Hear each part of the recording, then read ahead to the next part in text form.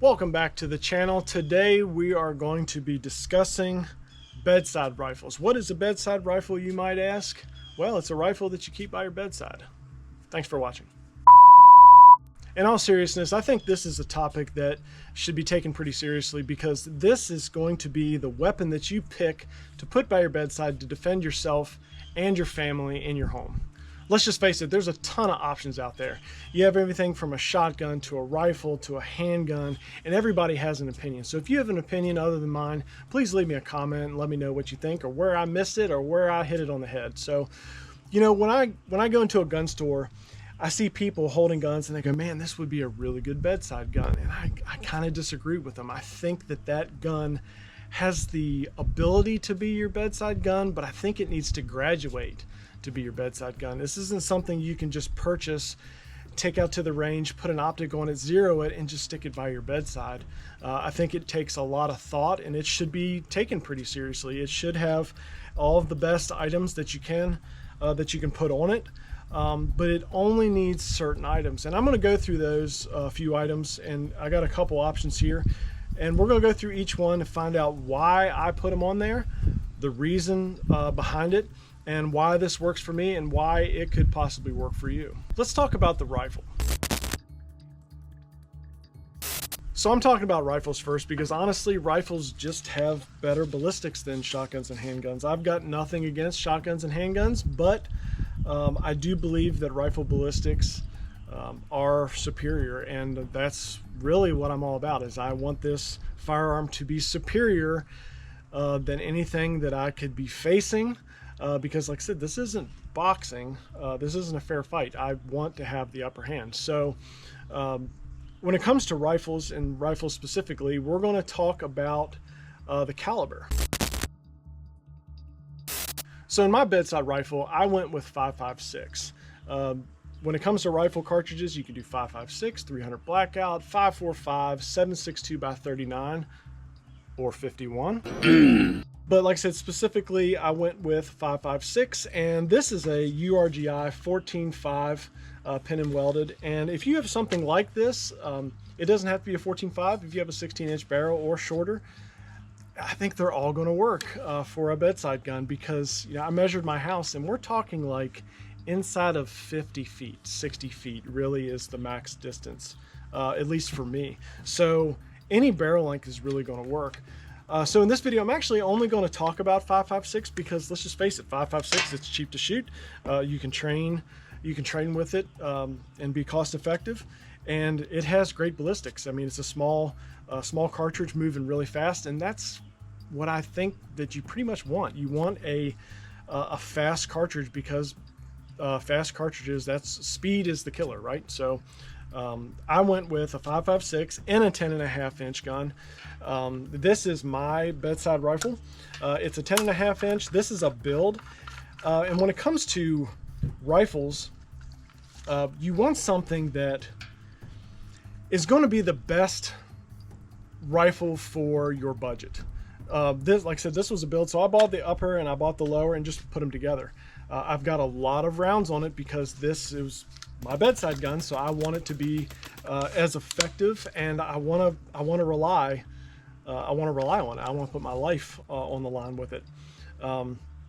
So I know there's a lot of thought behind barrel length, and I went with a 10.5 inch because I do shoot it suppressed.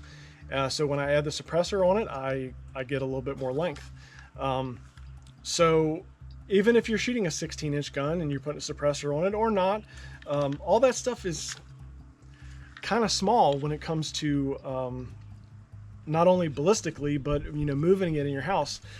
Because the only time that I am worried about barrel length is when I'm worried about concealment. Because let's just face it, there's really no cover in your house. I mean, everything can be, you know, a bullet can pass through most everything inside your house. So but that concealment can limit space, you know, whether it's a doorway or a corner or a piece of furniture or something. I'd like to have the package as short as I can, just so that I can maneuver in behind it. And hopefully there's not a whole lot of maneuvering that has to go on. But I did also go with the shorter barrel because let's just say that short barrels are lighter. They remove a lot of barrel weight. But you know, short barrels, they can be finicky. So when it comes to choosing the short barrel and the system that your gun operates in, make sure it is reliable and it shoots as much different ammunition, especially the ammunition you're going to carry in the firearm while it's by your bedside. It has to shoot it 100% all the time.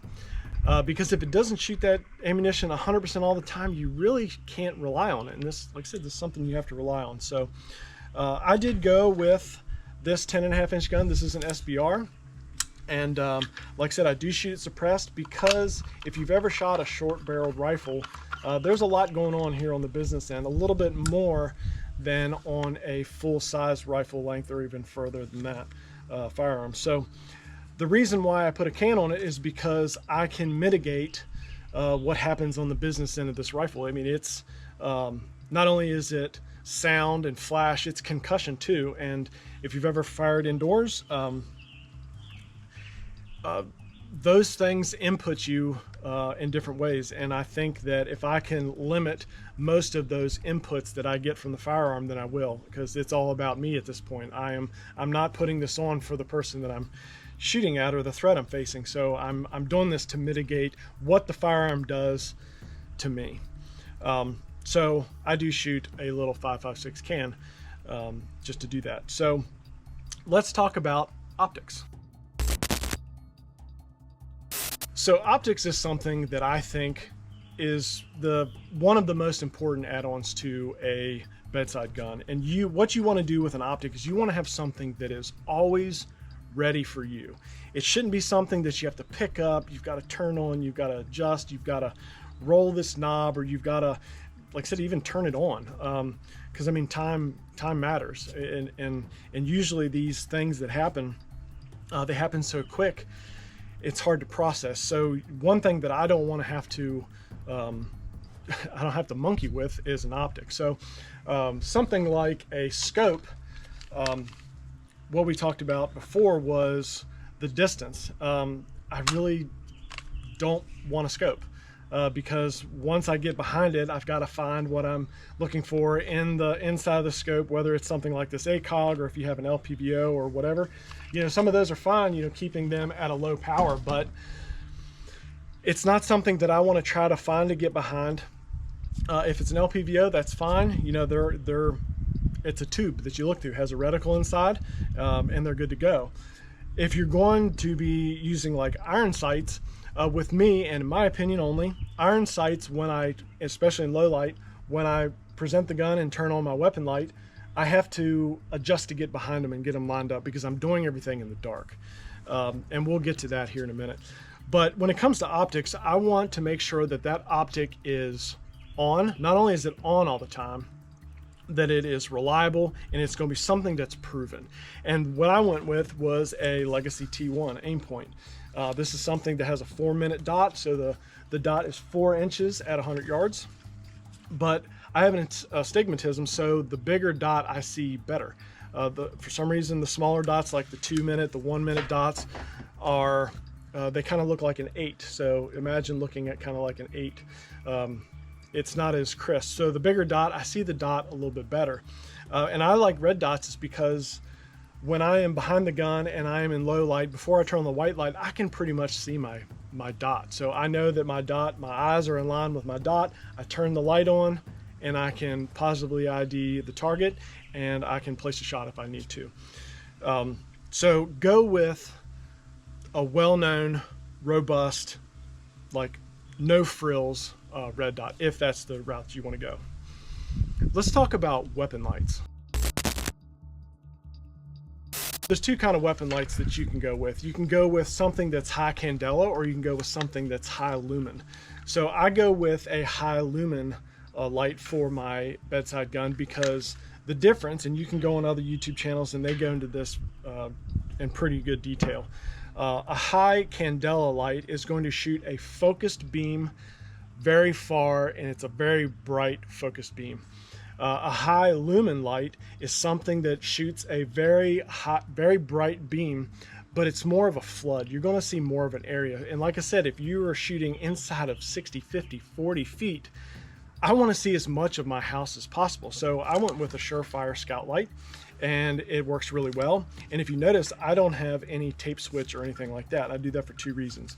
One, while I'm out on the range, when I turn the gun and it touches my body, I don't get any hot suppressor against my knee, because hot suppressors suck. So, but I also did it with the tail cap and no pressure pad, is because I don't want to turn this on when it's not supposed to come on, when it's not time to come on. So I took the pressure pad away and went with the tail cap, because I have to deliberately push that button to get it to come on. The last thing I want to do is be set up in my house behind a piece of furniture and then that light come on and I'm not ready for it too. So when it comes to your bedside gun, make sure you think about that kind of stuff too, because not only discharging your firearm unwantedly is bad, discharging your weapon light unwantedly can be just as bad. So think about that as well. Anything else that you want to put on your firearm, whether it be backup iron sights or a charging handle or a foregrip or a buttstock or grip or whatever, choose what's comfortable. Pick good quality stuff, and this should go with not only range toys to bedside guns to really any firearm. You should have things that are comfortable, well known. You know, your grip should be at good angles that's comfortable for you. You know, whether you go with ambi fire selectors or not, or if you have you know, foregrips, just make sure everything is comfortable and is ergonomic and you know, works for you the best. Because honestly, you want this gun to be as reliable and as comfortable as it possibly can be to effectively do its job.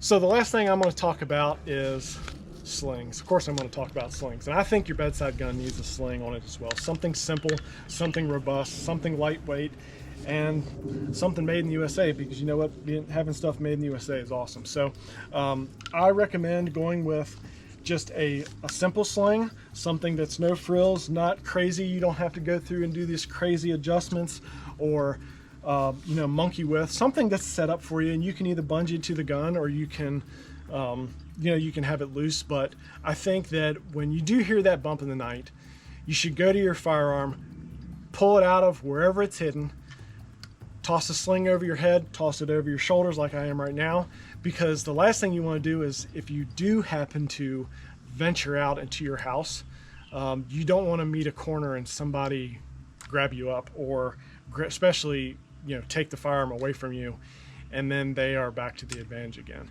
So this isn't boxing. You are there to be in a superior state than they are. And hopefully these opinions help you out with either adding on, removing, or modifying your bedside gun. So I appreciate everybody watching, and if you stayed here till the end, just remember, it's Brian with Wilson Equipment. Get equipped, get out there, and get good. Thanks for watching.